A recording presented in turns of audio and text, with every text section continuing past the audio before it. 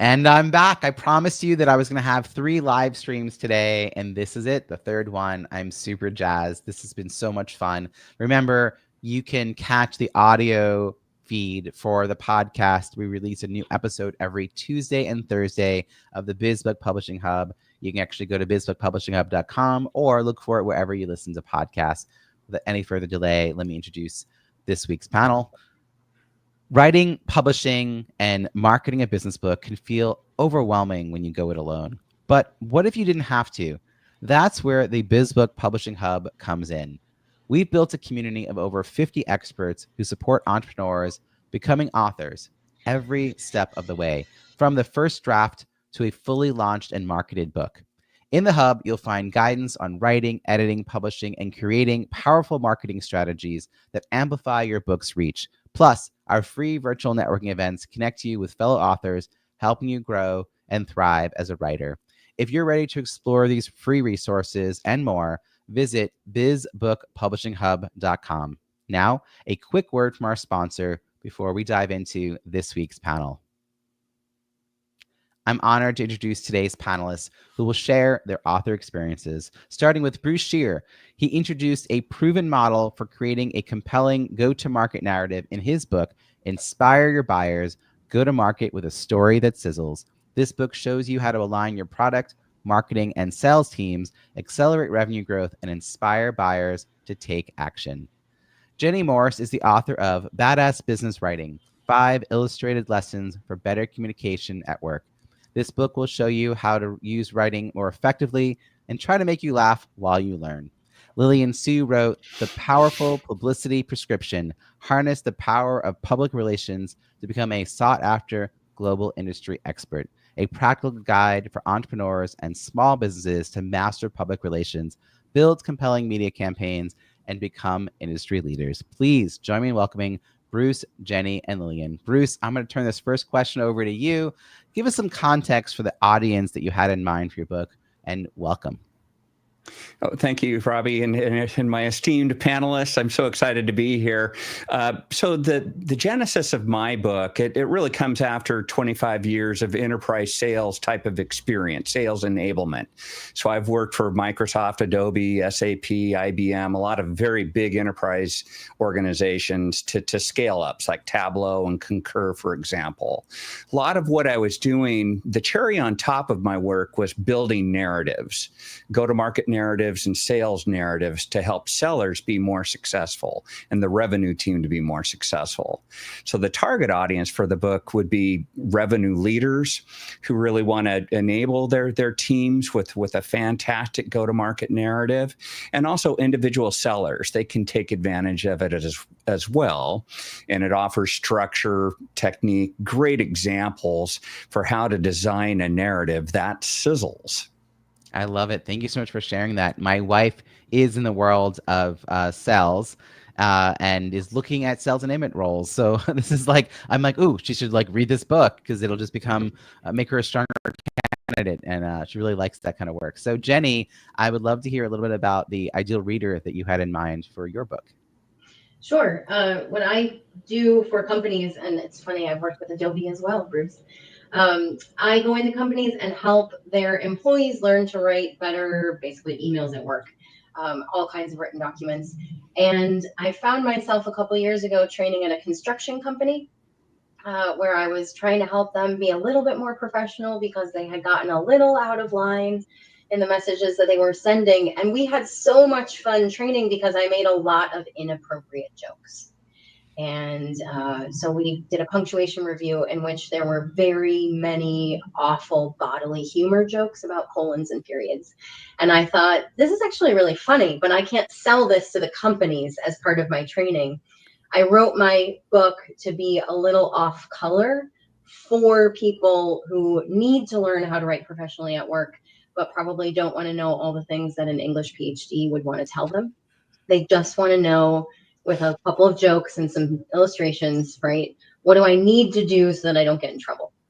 I mean, I love that you found this niche because other people probably are not marketing to them. You know, like their language is not going to resonate, but yours will. And I think this is where we need to design books and businesses that attract the right kind of people. And so Right. you're doing that. That's very cool. Lilian, I'm going to come over to you. Who did you have in mind for your book when you were first putting it together? After working in the PR space for over a decade, I work with a lot of solopreneurs, female coaches, creative entrepreneurs, small business owners. I realized that there was a real gap in knowledge and experience surrounding public relations. And a lot of my audience was also asking me, do you have a book? Would you write a book? Because I'd like to have a resource that I can flip through and refer back to. And I really wanted to write one that helped them demystify the world of public relations. And that's why I really catered it towards how to make it work if you're an entrepreneur, if you're a coach, if you're a small business owner, really looking at how to harness the power of PR. If you don't have that celebrity status, you don't have thousands of dollars for a campaign, and you also don't necessarily have a big team to help you launch a campaign as well. I really wanted to address that gap and that knowledge and experience to ensure that the entrepreneurs out there not only have the confidence to make better informed decisions about how they're spending their time, energy, and money on their PR and marketing campaigns, but also how to better advocate for their goals when they do decide to work with an agency or a firm. They can stand up and go, these are my goals, and this is where I'd like to take this. I absolutely know people who need this book. So I'm really glad you participated in our Kindle cross promotion. We are new to knowing each other, and I'm going to be looking forward to reading the book myself. I feel like PR is this mystical thing. A lot of times authors go from publishing to marketing. And the way they do that is by being introduced to a PR company. But they haven't done the focused launch piece, which we'll talk about more later. But they don't even know what they're trying to get. They want a magical wand to just bring them results. So they can't advocate for themselves. They can't measure the results to see whether they're on the right track. You know, someone says, you need Facebook ads. They're like, okay, like they don't know what they need to know to evaluate the right way forward. So I love the idea of having books that educate, which all three of you are in the business of doing. Lilian, I'm going to stick with you for a second. So this is your first book. That's correct? Yes. Yeah. So, all right, here's my question. I'm going to ask all three of you this question. Go back to when you were first writing this book, before you know what you know about writing and marketing a book. Now, you have a distinct advantage here because you already come with a PR and marketing background.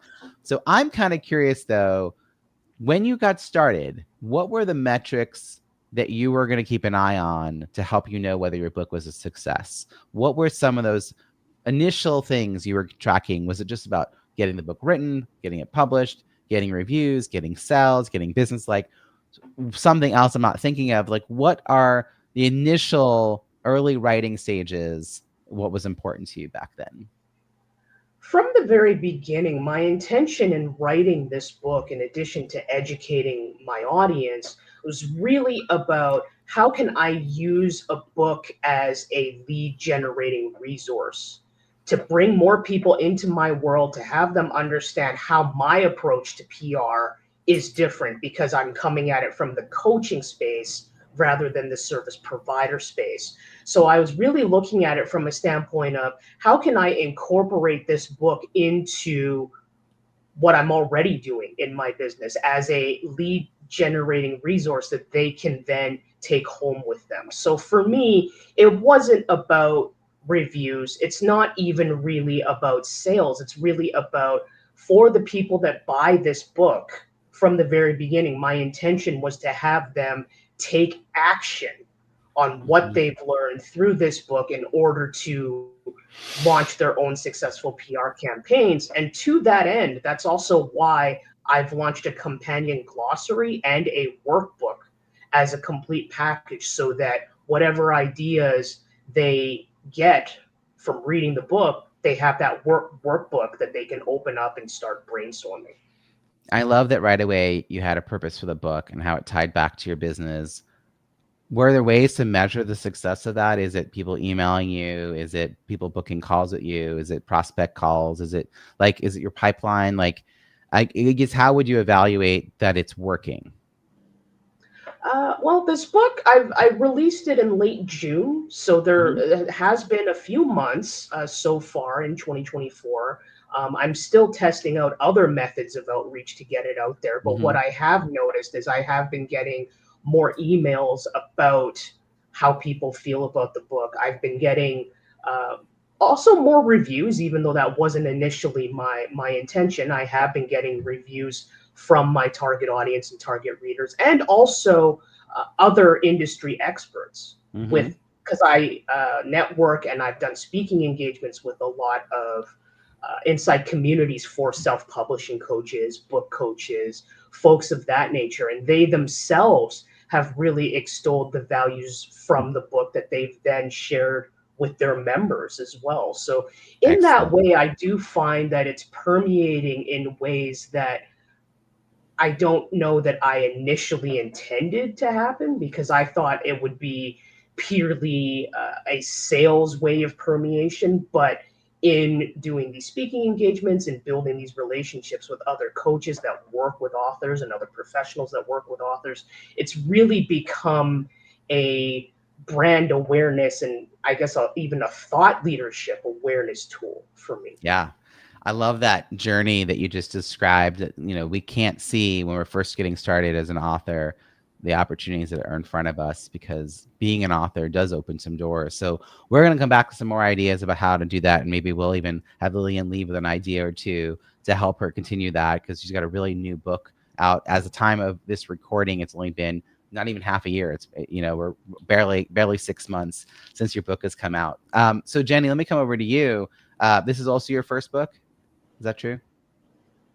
Yes, in the space, self-public. Like, I'm a poet, so. Got it. Okay, so you have other stuff, but not stuff related to a business. Although, I mean, publishing a book of any kind is pretty cool.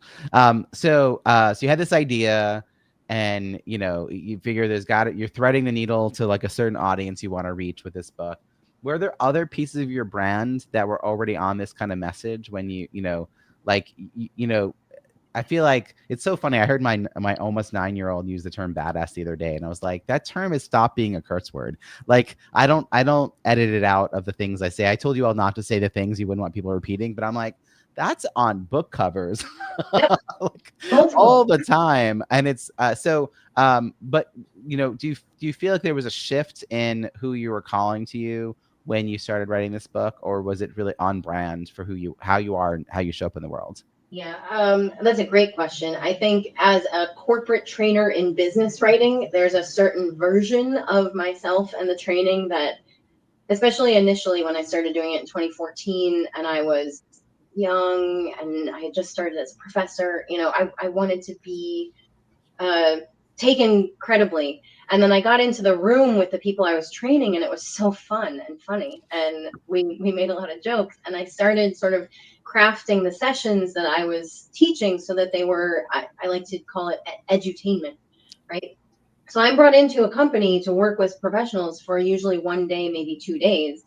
And you have to build trust with that group really quickly and get them involved. And I'm trying to leave them with key things that are actually going to shift the way that they communicate and write at work, things that are really important and valuable. But you can only do that if they're having fun, right? Engaging with you in the room. And so now here we are, you know, 10 years later, and I think of myself as a bit of a comedian. I think of the way that I lecture as like, I have these bits. I have little bits that I do. And in regular conversation with my friends, they'll sometimes say something and then I launch into a bit and they go, no. You know, don't do your bit. I'm your friend. We're having a conversation. So I think the jokes are well crafted and well honed based on my experience in the training room with the professionals. And so the book feels very much on brand for the way that I work with professionals. But I think it is a really different take from how most corporate trainers teaching credibility and communication are going to interact with their audiences, because there's some level of risk there. I don't know, but I'm sort of a silly human, and I like being a silly human with my folks, and that's what they respond to. So I mean, it's differentiator, which the worst thing would be to be bland and boring and gray and everyone else just looks like you. So I feel like if you don't take this risk, you know, you have to define yourself one way or another, and it won't be for everybody, but nobody is. And if they think they are, they probably don't have any business. So, Right. so when you got started writing this book, did you have your eye on any particular metrics to track success, or was it just about getting the book written? Like, what were initially your ideas about what was important, and then has that shifted for you? Definitely shifted. The first, it was just, let me see if I can do this thing. And I was lucky to have somebody helping me with it. So John Garvey was my editor and illustrator and worked with me on it. And he's a friend, a local person. So we had a lot of fun working on it together. And it was sort of just like a passion project. And then I thought, hey, this could actually be something. So in the beginning, it was just, this is fun. We are writers. We do cool things. That really shifted actually recently. So I spent September and October as conference season, and I was doing a lot of presentations. And it wasn't until early this spring that I had even thought to bring my book with me when I was speaking, right? Like most people write a book and they bring it. I thought, that's so interesting that somebody asked if I have a book. I do have a book. It's on Amazon. They're like, why didn't you bring copies? Correct. This season, this conference season, September and October, I brought, 10 copies to my first speaking engagement. People were running up because I said I only had 10, running up to buy them before the other people could get them, which is such a crazy, weird little experience. You're just like, okay, I'll bring more next time. And then I had a table at another conference, and for better or worse, before the conference opened, I had 6 copies of my book removed from my table, which I thought was a great metric about how much interest there was in getting the book. Oh my, people were really into that book. People were really into it, and I sold the rest of the copies and had to get more. So I got 20 for my next third conference, and sold all of those. So my metrics have shifted to, like, if I remember to bring it, people will buy it. Yeah. It's so interesting because Jenny, this has come up before in some of our panel conversations. There's writing a book and there's identifying as an author. And there's like a disconnect between people who have published a book, but don't actually integrate that into the rest of their business or their identity. And so they don't bring it up. And maybe in the very beginning, those first like couple of weeks, you're super excited. Very exciting. I wrote a book. But like months later, definitely years later, it's just not part of what they are discussing. And it's such a missed opportunity. I mean, you showing up to these speaking places, like speaking is a great time to like sell bulk orders of books, and we can talk a little bit about those sort of opportunities to leverage the book. But just the idea that you can bring a couple of dozen books and sell them, like, why not? And you're like, I wasn't even thinking about that. Hey, Bruce, you and I got to know each other through the National Speakers Association, so I know you know a thing or two about speaking. And I will say that my journey as an author was definitely influenced by NSA. For those who are listening, NSA are the folks that speak, and the other NSA are the ones who listen. So just don't get us confused. But I heard early on that like writing a book, like having a published, being an author was like as important as having a website, or having a business card, or having a I don't know, like your opening credibility statement, or you have to have this. So I definitely had that buzzing in my ear. But I didn't have a lot of ideas early on about what that meant and how I would use it. So I'm kind of curious whether you went into writing this book. And is this your first book, Bruce? I've got 2 books. One, I was a collaborator with other authors, but this is my first book of my own. Book. Yeah. Okay. So this is the one where you really controlled the whole thing, from writing it to marketing it. How did you approach this? I mean, clearly, speakers and writers, that goes hand in hand. But how did you think about how it fit in with the bigger picture and what was going to be success for the book? Yeah, I was really fortunate. And I had some life mentors who've written multiple books. One of my mentors written 11 books, another one, New York Times bestseller book. They've been to the mountaintop, and they were kind of prodding me a bit. Hey, where's your book? And especially one very good friend, he wrote a fantastic book called World's Best Bank, but he challenged me over and over again when we met up. We have like quarterly accountability calls, and he's like just going, "Where's the book? What's going on?" And I'm like, just gonna. But so that prodding was so helpful. Then the other helpful thing that occurred was this thing called the pandemic. And instead of traveling to, once or twice a week, I was stuck at home on an island with my kids.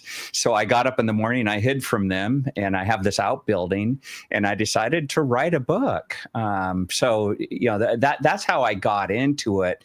But you're right. As part of the NSA and other people I surrounded myself with, NSA believes in the 4 E's. One of the E's stands for expertise, if you're going to be a great speaker.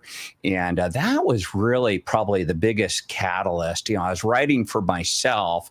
How could I hone my craft, get more clear in my distinctions so I could be useful to others? And then I had requests from people periodically. Hey, Bruce, could you help me? And I they might be alumni from University of Oregon, go Ducks, but they'd reach out to me and say, hey, I've got this idea. Could you help? And my fees are fairly decent for those types of clients that I described to you. And so giving that away for free was a challenge. And the book was a really fun way for me to be able to say, yeah, I can help. Here's a book. And I've done that multiple times now, and it has been very helpful. And Lilian, I love what you had to say. I also wanted to write to deliver that value, and I wanted that book to stand on its own and deliver value to the receiver, whoever was investing their valuable time to read it. And so far, so good. I've had just fantastic feedback from it. And when did your book come out, Bruce? March 2023. Okay, so you and I actually both published. I published my third book came out on the third anniversary of the pandemic, March 13th, 2023. I hosted my first happy hour, virtual happy hour on March 13th, 2020. So I rushed to get the third book out in that time period. So yeah, I mean, that's time that we all had to write books and get content out there into the world. And I love that you had these mentors who were, supporting you and reminding you and nudging you along to actually do it, because it is a thing. You have to make time for it. And having the book, what I heard from you was it's educating prospects. Lilian was saying this as well. So they learn a little bit about your process and who you are. And if they can't afford you, it still gives them something to work with as a DIY. And that's kind of how I approach it too. I'm like, I'll put it all in there. And I figure that if they're going to just use the book or watch the YouTube clip of something I was recorded, they're not a prospect. If they're willing to go that route, they don't have the money. And let me still get them the information they need, because someday they might be in the position to work with me or refer me. Bruce, go ahead. Yeah, I wanted to mention to you one thing that I didn't envision. I mean, I had fantasies about it, but it actually happened, where a buddy of mine who had hired me multiple times joined a new organization and mentioned that CEO, you really should bring Bruce in. I met with him initially. We had a great dialogue, but I said, hey, would you be willing to read my book if I FedEx it to you? He goes, sure. So this is a Wednesday. I FedEx it to him. That weekend, he shot me an email, said, did my homework, looking forward to our meeting. And when we met on Tuesday, there was no more selling. He'd already read the book. And we just talked about, hey, when do we get started? What are some of the commercial terms? But he was already on the bus. We were heading down the road together. And so, gosh, that's been really powerful when people do consume it. Normally, we're on the same wavelength and we can, get to work. That's so cool, because sometimes the process of the client journey can, the prospect journey can take months, if not a year and a half. But to go from shipping it on a Wednesday to meeting on a Tuesday, and it's a sales call, not a get to know you call, it changes things and how you can run a business. And people know what you're about. They already know coming into the meeting, this is something I believe this process can work. I believe I have this challenge, and I believe you're the person to help us solve it. And you did all that not even being in the room. So all that hard work is paying off over and over again. Bruce, there was one other thing I wanted to talk to you about, which is reviews. because you have excelled at this in a number of ways. First, I'll talk about your book. So your book, Inspire Your Buyers, has 78 total ratings and 70 written reviews. And just for those listening, the ratings are the stars. You don't have to buy the book to leave a star. 1 to 5 stars. You don't have to leave anything written. I don't know why Amazon did this. I think it's a little odd. Getting written reviews is very hard. And I always tell people, if you can get more than 20, that shows you made a real effort, and it helps you differentiate from a lot of other published authors who don't do much more than publish. And if you get over 50, you had a real serious process. So I'd love to hear how you thought about that. Like, was it baked into your launch plan, and who were the reviews from? Like, and how did you sort of think about reviews in the process of the whole book to get these 70 written reviews? So first of all, just huge kudos for making that happen. Yeah, no, thank you so much. Yeah, the process has evolved over time. Originally, I was sending out a complimentary copy to people, and then I made a little card within saying, and I learned from another author to always start off with the phrase, "If you're feeling kind," yeah, I would really appreciate a review, because it is such a kind gesture, and I really respect people who leave a review, and also respect those who don't, because I think it's a huge mental barrier for people for some reason, Robbie. We're both in the NSA.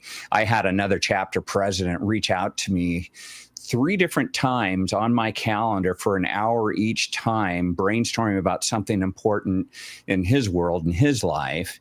Each time he reached out, he said, "Oh, Bruce, I owe you that review." The third time, "Hey, I'm still going to get to it." To date, I still don't see that review from this gentleman. Yep. And it just, that's the way it is.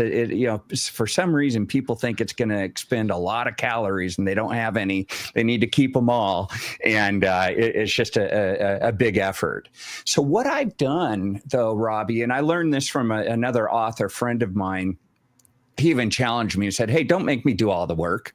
Write a draft for me. You know me. Write a draft review for me." So I did. And then he's a New York Times bestselling author. He rewrote the whole review to totally put it in his voice. But he wanted me to make an effort, maybe just show that level of respect. So I've started to do that for people now, where I will make a draft for them. I'll give them a link for where to put the review. And I'm telling them, trying to make it cut, paste, modify, send easy. Mm-hmm. So here's the link. Here's a draft review. Please put it in your own voice. I just wanted to make it easy for you. And I would love it if you put a photo in, because every time I look at my reviews, and I do that often, I'll see your smiling face, and it'll make me feel good. And that has really helped. Like you said, we're up to 78 now. My goal is to 100 by the end of the year. And then another fantasy I have, I'll probably need to join your club, Robbie, and spend lots of money with you. But I want to get onto bookstore shelves without, sneaking in and setting them there myself. I want to see if I can truly get some movement on, in bookstores. So a couple of things I want to just break down what you said. So I want to talk about verified reviews and reviews that are not verified. So if people buy the book on Amazon for even as little as 99 cents on Kindle, then when they leave a review, it's a verified review. So Bruce, you shipped books to people and said, if you're feeling kind, love this phrase. If you're feeling kind, would you mind leaving a review? And they will hopefully do so. Some will, but likely that means they're not also buying a book. So there's sort of a pros and cons to this approach. Now, if people are written about in your book, or they're your endorsers for your book, they wrote those advanced editorial reviews, advanced praise, then yes, I think shipping people a book makes sense. The other thing is, I've seen that piece around writing reviews in people's voices, particularly around editorial reviews. Those are the reviews that go inside the book, because those are the people who are the New York Times bestselling author, super busy people. And there's something really nice, though, getting those organic meaning you didn't write them. You nudged them, but you didn't write the reviews. But to get those reviews before the book's even published, when you're doing the advanced review copy, it just like buoys the spirits of the author at a moment when they're about to shift into the marketing phase. And I'm working with authors who have that experience. They're always like, whoa, this is a really good book. Like people are liking this book and they feel a little more energized. So I think anything we can do to make an effort. I'm just noticing like you've got 22 verified written reviews versus the 70 reviews overall. Now, for Amazon, there is a tipping point, and I don't know exactly what the percentages are, where they'll stop letting you collect reviews if you don't have enough percentage of verified reviews. Just something to be cautious about as you move forward with your plan to get 100 plus, etc. So my last book came out also in March 2023, and I hit 250 written reviews a few months back. I was hovering. The last 10 took more effort than the first 200. I don't know. It was like I had a huge campaign and then the campaign ended and I was like struggling to get those next 10 kind of thing. But to me, it's like that effort was also worth it because I was in conversation to what Lilian's talking about. Like her whole goal is to be having conversations with the people who might want to hire her or might want to learn more about her work or might want to refer her. And so I made an effort to really disproportionately reach out to those people versus fellow authors, friends, family, because my fellow authors, friends, family don't have budgets to hire me. So unless that's the thing I'm selling, right? Unless they are my audience. But like generally speaking, our friends and family are not our audience. And so this is just a thing for all of us to think about is, if you're getting reviews, like Lilian is starting to get reviews coming in, which is really cool. She's got 6 reviews and 6 ratings, which tells me every single person she asked to do it did it. And sometimes, like Jenny, you'll start to get people commenting, like sending you positive feedback in an email. You can just take that and be like, hey, can you turn this into a Amazon link? And so sometimes that kind of thing happens. Or if you're speaking, and Jenny, I know you were talking about doing a lot of training and speakings and such. There's this thing called Talkadot, which is created by speakers for speakers. They're also a sponsor of the National Speakers Association. They're great, the great company, great guy who runs it. And it's something you can put up on screen and then people can, follow your work and they can leave you some feedback and testimonial and such. But it's another way to get people's information and then you can follow up and send them, tell them that your book's going to be discounted for the next 2 days or whatever it is, and then follow up with them about getting a review. So there's different methods for how we can turn the people in the audience into reviewers, because I don't know exact stats. I've been reading about this a bit, Bruce, but like more than 90% of buyers check reviews before making a purchase. And I think we all kind of relate to that. And less than 10% regularly write reviews. So I'd be surprised if it's 1 out of 10. Yeah. I mean, it would be that's a very tiny percentage of people having an outsized influence. So anytime you can get one more review, that's representative of a large group of people who are writing reviews. Now, Bruce, before I move on from reviews, Bruce did something that I think is good karma. Bruce, will you share what I talked to you about when I got on this call? Oh, sure. I was in Robbie's last book promotion and love the experience. It's just so neat meeting the other authors. And Robbie, I don't think I mentioned to you, but 2 of the other authors have been on to my podcast show since. We had something in common. They had a point of view I thought my audience would benefit from. And so it's just I love collaborating with authors, and I know we had this shared journey together. But anyways, back to your question, I just downloaded, I think, about 20 books. If the title looked like it might be relevant and interesting to my world, I snagged a copy. Gosh, who wouldn't at $1 a book? So, big investment. But the other thing I did is I decided to lead with value. Of course, I wanted reviews and asked them if they'd like to participate with that. But I created reviews for a bunch of different people.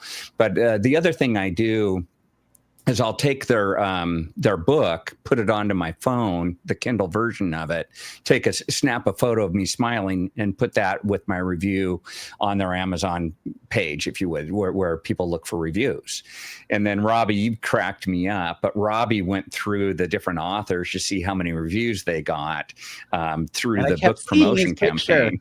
I'd be on these calls and I'd be like, oh, and Bruce left you a review like the next day. And Bruce left you a review.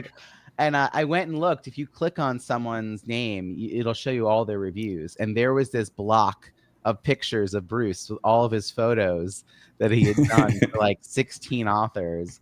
And I'm like, that no wonder he's getting reviews, because I went and looked at some of your more recent reviews, and it was from fellow authors from that campaign as well. So, I think weirdly enough, but back to the data, I think I only got 4 reciprocal reviews, believe it or not. Yeah. And then I did ping a few and even wrote drafts for them, and I picked up a couple of more. But even fellow authors, I mean, I don't know why people have this mental issue. And Robbie, I think maybe people believe they need to read the whole book cover to cover. And luckily, my book is not a big fat boy. I designed it to be read in the course of a flight. Yep. And I think it's like 88 pages. And I jokingly tell people, I took enough time to write a short book. And so it's not that arduous. But others that, I'll receive a book and I go, oh, no, because I want to write a review and it's fat. And I'm like going, and it's not even a topic that I'm in love with. But there's a way to write reviews without reading the whole thing. Anymore, Robbie, I look for something I really like in the book, and I'll center my review around what resonated with me versus reading the whole thing cover to cover. Absolutely. I mean, I think I've really had to excel at that, because when you're in my line of business, I used to teach fundraising. I used to get pitched at the end of my training, and that's how I knew I'd done my job well. Someone would ask me for money. So now I get done talking to a group of authors and writers about the importance of reviews, and I know it's landed when someone goes, "Will you review my book?" And then the entire chat lights up with all these people asking me to review their books. So I've had to get really good at it, because I'm committed to the process. But I offer people 4 prompts. So this is something that Lilian and Jenny can use, as well as everyone who's listening. I share, before the book's even out, an advanced review copy or an advanced reader copy, an ARC. And I share 4 prompts. One is, what's a big takeaway or aha moment from the book? What's something you're going to do differently because of this book? Share a quote or a line that resonated with you from the book. And who would benefit from reading this book? Who is this book written for? And answering just even 2 of those with 2 or 3 sentences makes a great review. You do not have to read the book cover to cover. Just find things that resonate with you, that help some other prospective reader know this is valuable, this is worth your time. This is not just random AI crap. This is not poorly written and poorly edited. This has got content. This has got value. So I think that's what we're trying to do for each other when we're writing reviews, for readers to know what's happening next. And I think that we all think it's our 4th grade book report, or we have to write multiple, 8 pages, double spaced or something. No, you don't have to do that. It's 2 or 3 sentences. Jenny, I want to come to you with a slightly adjacent question, which is, other than getting reviews, what's the challenge in creating a book? You had this really fun concept. It sounds like you had a great collaborator. So good on you for getting a good collaborator for the illustration and for pulling the book together. Was there a mental game? Was there a question of where and how to publish? Was it the marketing? Where else did you sort of feel like you needed to get some support in there? And where might other people listening need to think twice before they try to do it on their own? I think, I don't know. I thought that I didn't know enough about how to make a book happen. So I hired a book coach who I worked with for a very short period of time, because I realized that the things that I thought I needed support with, I didn't need support setting up a password for my KDP or Kindle Direct Publishing account, or linking it to my bank account, which were the things that the coach was spending her time doing. And it was no, there's got to be a checklist somewhere of just stuff I can do. So then probably the hardest part for me, once I thought, okay, I don't actually need a coach if I can just get a list of information, is really, it's hard to motivate yourself to do something. It's hard for me to motivate myself to do things if I don't have deadlines and I don't have people demanding things from me. So the publication of the book was dragging on because there's no person or people who need or want, who are demanding it from you right now, right? people would ask. People still ask me, when are you going to write a serious book? Next year. Maybe next year. I'm working on a young adult series right now, and even as much fun as that is, just writing fiction, nobody cares. So I have to trick myself or convince my friends can you just pretend to care? Could you just text me? So I use my sister a lot. Like, hey, can you just text me once a day and ask me how the writing's going? Because I'm such a people pleaser. I want to say, it's going really well. I wrote this many words today, and I just need someone to ask so that I can say, yes, I did that, or shame myself into doing it. That is so legit. For my first book, I went to the National Speakers Association annual conference. Was my second year attending, and I didn't really know that many people, and there was like a big dinner. And so I decided to go up front of the ballroom and sit in the table with the important people, because why not? There was a space. And so I ended up sitting at a table with some board members, and a board member was super nice and chatted me up and asked me all my questions about like, what did I speak on? And I very eloquently explained all of it. And then he said, so do you have a book? And I went, and he gently grabbed my elbow and stood me up and walked me over to Kathy Fayak, who's also now one of our founding hub partners of the Biz Book Publishing Hub. And he said, I got one for you, Kathy. And Kathy asked me a few questions, and I went, humana. And she said, oh, okay, here. And she handed me this big button that said, ask me about my book. She said, this is a magical button. We're here for 3 more days. At the end of 3 days, you will know how to talk about your book. And at the end of 3 days, I had a nice, clean elevator speech about what my book was about. And a year later, I walked in with the book. I published the book 1 year later, that same month. So there is something about that. For me, I'm very motivated by the external accountability, getting it done. And that's also why don't write in private. Make sure you're getting readers along the way, because they're going to start asking for it. They're going to start building that buzz, that anticipation, and that will make you want to finish the project. Like, I think some of that is just building the community around you, or whatever works. Someone texting you, that works too. Hey, Lilian, I want to come to you with a slightly different question here, which is, being an author, I think, opens doors. It changes the possibility in front of you. And you've not been an author for very long. It's not even 6 months. I'm curious, what started to transpire? What possibilities are you now starting to see? You sort of climbed to the top of this mountain of being an author, and there's this whole landscape in front of you. What are you seeing either already happening or on the verge of happening that's because I'm an author?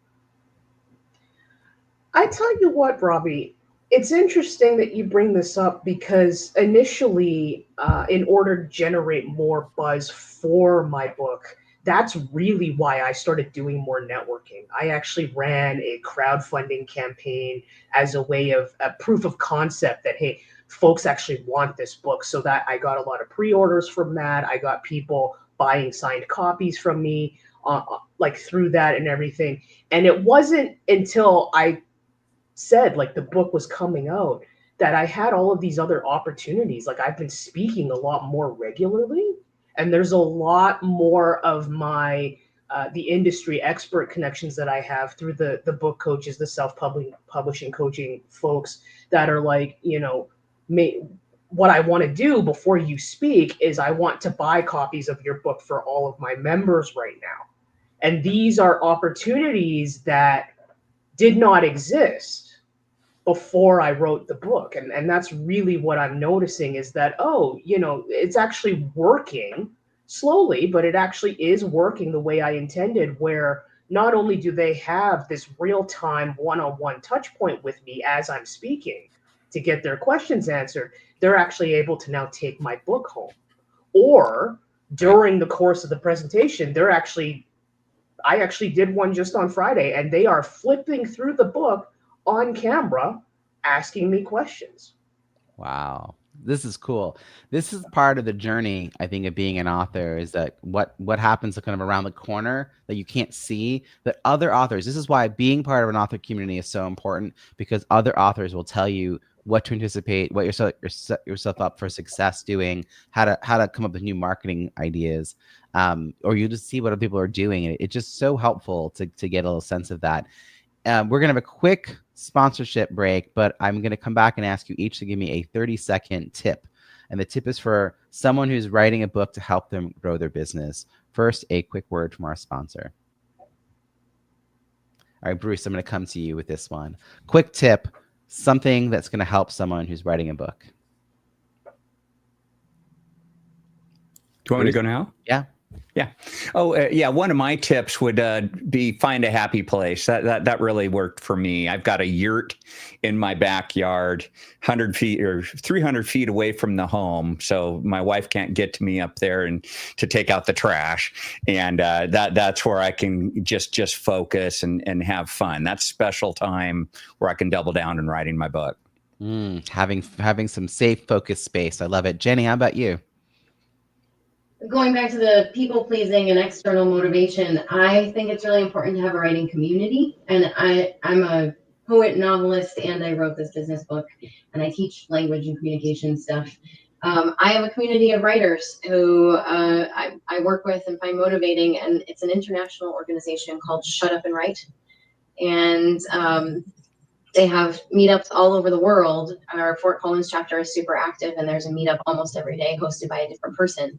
And so there's a group of us who you can find in coffee shops and breweries, working 1 hour at a time. So you go, you talk, you say what you're going to work on, and then you write for an hour, and then you socialize after. And as far as getting the work done, it's such a nice thing to be part of a community and to have the accountability in place so that the reason we're meeting up is to write. This is really great because writing itself can feel really isolating, can feel a very lonely experience, putting words to paper or on a screen. But if you're doing it in those co-working spaces with other writers, it can feel very motivating. I love that. We'll have to put a link to that in the show notes. And Lilian, what's your quick tip? Having worked with and heard from dozens of authors over the last 10 years who have always stumbled on the marketing and PR piece because they don't know where to go and they don't know how to tackle such a huge strategy. The priority number one that I say to my clients is sit down, take a deep breath, and spend some time brainstorming what your goals are for this book. And as I always say to them, saying that you want more sales, I'm sorry, that's not a goal because there's no number associated with it. There's no timeline associated with it.